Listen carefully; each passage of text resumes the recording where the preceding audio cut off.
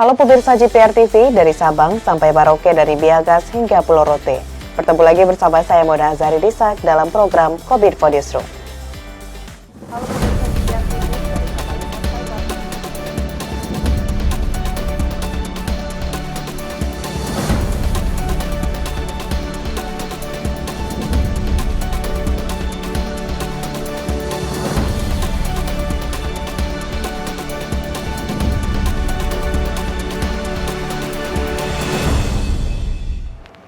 Pemirsa, sejumlah korban luka-luka akibat tragedi di Stadion Kanjuruhan Malang yang sedang dirawat di RSUD Saiful Anwar mengalami iritasi mata. Kondisi para korban itu diungkapkan oleh Zainuddin Amali, Menteri Pemuda dan Olahraga saat menjenguk korban luka di rumah sakit.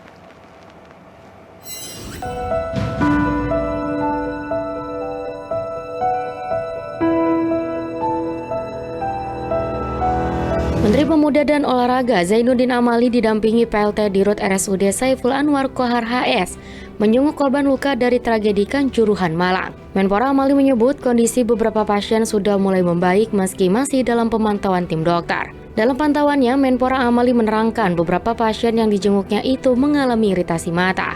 Tentu apa yang saya dapatkan di dalam itu mulai ada perbaikan ya, terutama yang waktu masuk dalam kondisi yang memang parah ya.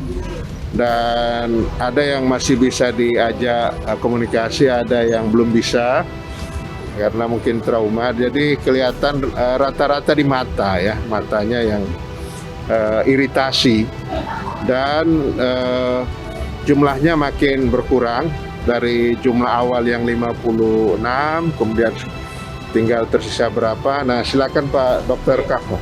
Jadi 56 yang datang ke rumah sakit kami, 26 sudah bisa pulang, yang 30 sedang dirawat, 7 masih di ICU, dan 12 di high care, yang sebelahnya sisanya di ruang biasa.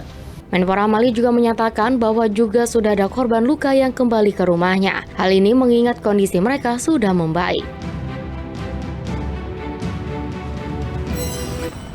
Menteri Sosial Tri Risma hari ini memberikan santunan kepada ahli waris korban tragedi Kanjuruhan di Malang, Jawa Timur.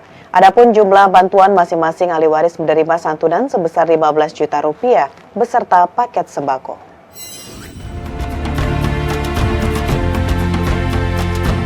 Menteri Sosial Republik Indonesia Tri Risma hari ini pada Senin 3 Oktober 2022 lalu menyalurkan santunan bagi korban dan ahli waris korban tragedi Kanjuruhan di Kota dan Kabupaten Malang, Jawa Timur. Bersama Menko PMK Muhadjir Effendi dan Wakil Ketua MPR RI Ahmad Basara, sebanyak 125 santunan sosial disalurkan Menteri Risma berupa uang tunai sebesar 15 juta rupiah ditambah dengan paket sembako. Di Kota Malang, kegiatan ini dilakukan di kantor Kecamatan Lowokwaru dan Kabupaten Malang. Penyerahan bantuan dilakukan di kantor Kecamatan Singosari. Menteri Risma menyampaikan Kemensos senantiasa memperbaharui pendataan korban tragedi Kanjuruhan guna penyaluran santunan berikutnya yang digolongkan bantuan kategori bencana sosial. Bantuan khusus akan diberikan kepada anak usia sekolah maupun yang masih menjalani pendidikan tinggi, serta bagi ahli waris yang kepala keluarganya meninggal dunia. Satu keluarga ada 2, kami juga berikan. Kalau ada 3, ya kita berikan 3. Standarnya begitu.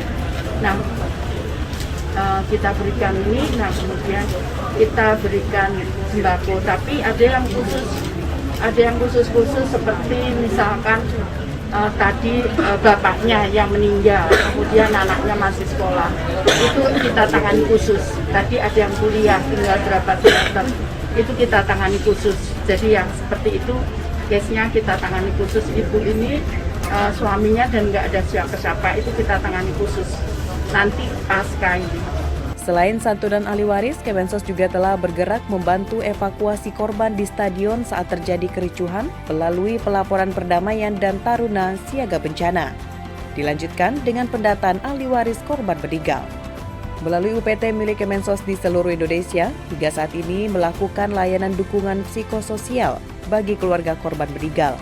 Selain itu, dukungan bagi keluarga korban luka ringan maupun luka berat yang ada di rumah sakit maupun yang ada di rumah duka juga diberikan.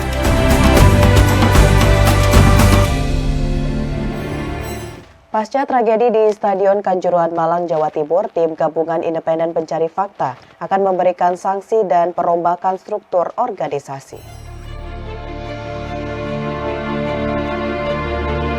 Ketua Tim Gabungan Independen Pencari Fakta Tragedi Kanjuruhan Malang, Menko Polhukam Mahfud MD menggelar rapat perdana pada Selasa malam di kantor Polhukam Jakarta. Rapat tersebut diikuti oleh seluruh anggota tim TGIPF sebanyak 13 orang secara langsung maupun virtual, di mana seluruh anggota bersepakat untuk segera bekerja dan mencari akar masalah. Selain itu, rapat juga membahas mengenai penjatuhan sanksi, perombakan organisasi hingga sinkronisasi regulasi baik yang diatur oleh FIFA maupun peraturan perundang-undangan. Peristiwa tentang kerusuhan di pertandingan sepak bola selalu terjadi dan selalu dibentuk tim tetapi tidak pernah berubah.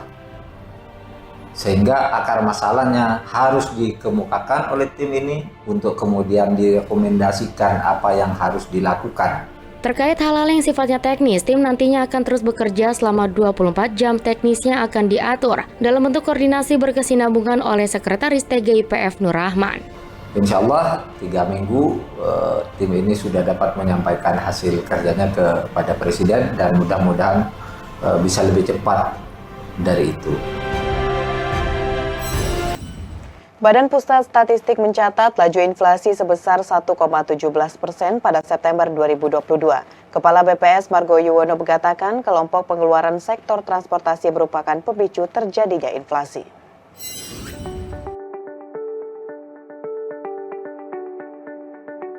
Kepala Badan Pusat Statistik Margo Yuwono menyatakan kelompok pengeluaran sektor transportasi menjadi pemicu terjadinya inflasi pada September 2022 sebesar 1,17% month to month. Kelompok pengeluaran transportasi ini sendiri mengalami inflasi mencapai 8,88% month to month sehingga mampu memberi andil terhadap inflasi September sebesar 1,08%. Berdasarkan hasil pemantauan BPS di 90 kota pada September 2022, terjadi juga kenaikan indeks harga konsumen dari 111,57 pada Agustus 2022 menjadi 112,87 pada September 2022. Menurut Margo, komoditas penyumbang inflasi pada September 2022 juga berasal dari kenaikan harga BBM, beras, solar, dan bahan bakar rumah tangga. BPS juga mencatat inflasi sebesar 1,17% pada September utamanya didorong kenaikan sektor transportasi, tapi mampu diredam oleh kelompok makanan, minuman, dan tembakau yang mengalami deflasi. Menurut laju deflasi, kelompok pengeluaran makanan, minuman, dan tembakau disebabkan beberapa produk hortikultura di beberapa sentra produksi terjadi panen raya, sehingga suplainya dirasa cukup. Komoditas yang dominan terhadap inflasi di transportasi itu adalah bensin. Bensin ini memberikan andil kepada inflasi di September secara mantuman adalah 0,89%. Kemudian angkutan dalam kota memberikan andil inflasi sebesar 0,09%. Solar, angkutan antar kota, tarif kendaraan roda 2 online, dan tarif kendaraan roda 4 online. Inilah beberapa komoditas ya, yang memberikan andil inflasi pada bulan September ya, kepada kelompok transportasi gitu ya.